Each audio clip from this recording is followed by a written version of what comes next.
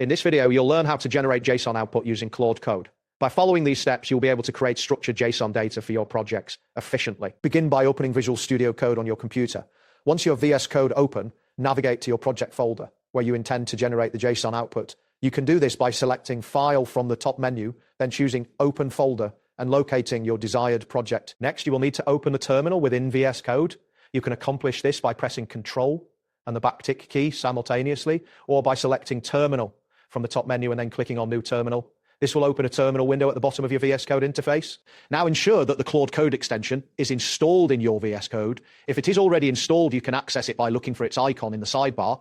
Alternatively, you can open the command palette by pressing Control and Shift along with P, then typing Claude Code to find and select it. To generate your JSON output, you need to provide a clear and detailed prompt. Be explicit about the format you desire. Specify the keys and structure of the JSON you want, including the data types for each field, such as string, number, array, or object.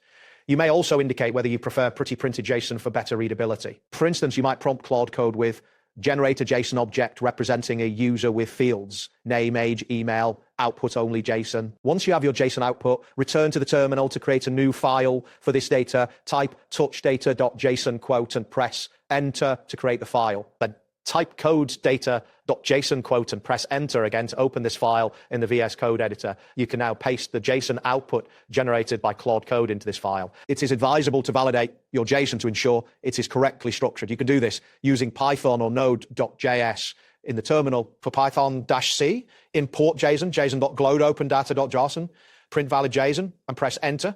For Node.js, type no-n-parse required fifc, red file sync data.json, and hit enter. This will confirm whether your JSON is valid. If the output from Claude Code does not meet your expectations, you can iterate on your JSON structure. For example, you might need to refactor the JSON so that the price field is represented as a number instead of a string. You should also ensure the formatting is correct, such as indenting with 4 spaces. Once you make these changes, prompt Claude Code again with the updated specifications. That wraps up today's guide. Thanks for watching and catch you in the next tutorial.